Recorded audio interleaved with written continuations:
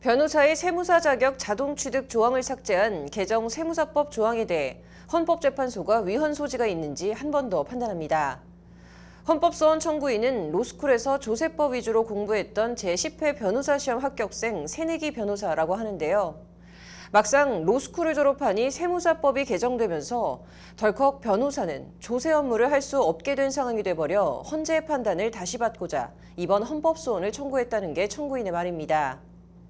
일반 변호사들이 아닌 로스쿨에서 조세 공부를 위주로 한 변호사가 청구인으로 나선 건 이번이 처음인데 장한지 기자가 단독 보도합니다.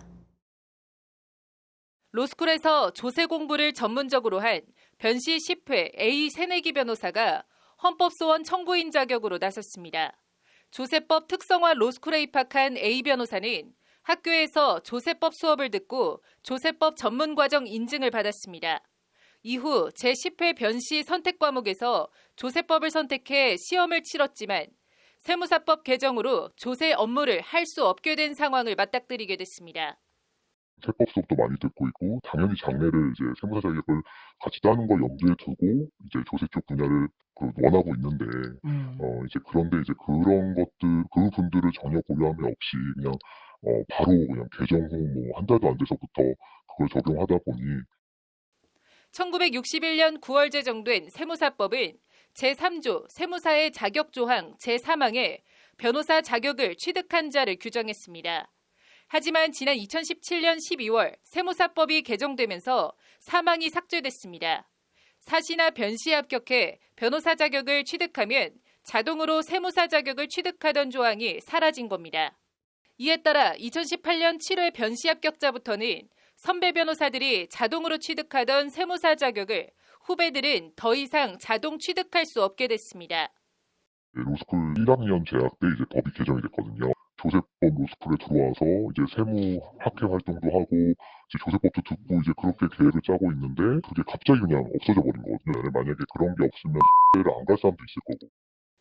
이에 대해 A 변호사는 법이나 정책을 신뢰한 국민의 이익을 침해한 이른바 신뢰 이익 침해라고 주장합니다.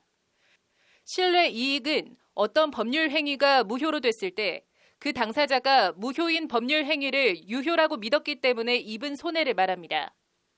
그 학생들까지 고려하지 않고 바로 그냥 2017년 12월에 개정을 해서 2018년 1월 1일 이후 변호사 자격 취득자부터 없애는 것은 이제 그것은 이제 너무나 신뢰를 침해하는 거라서 최소한의 유예 기간을 줘야 된다. 그래서 위헌 소지가 크다.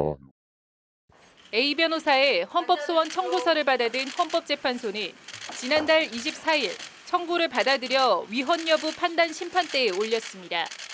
선배 법조인으로서 세무사법 제3조 3항을 살리기 위해 앞서 서울지방변호사회가 제기한 헌법소원을 토대로 해당 청구서를 작성한 청구 대리인 김민규 변호사는 변호사의 세무사 자격 박탈은 평등권 침해라고 주장합니다. 세무사 자격을 부여하는 줄 알고 그걸 믿고 로스쿨에 진학했는데 로스쿨에 다니는 동안에 법이 바뀌어가지고 세무사 자격을 박탈당하게 됐습니다. 로스쿨 6기까지는 세무사의 자격을 가지고 세무대리를 할 수 있는데 앞서 지난 2018년과 2020년에 제기된 같은 취지의 헌법소원에 대해 헌재는 지난 7월 15일 재판관 5대4 의견으로 합헌 결정을 내렸습니다. 헌재 판단 5일 뒤 서울변회는 다시 한번 헌재의 판단을 받고자 법리를 더 촘촘히 보강해 추가 헌법소원 제기에 나선 바 있습니다.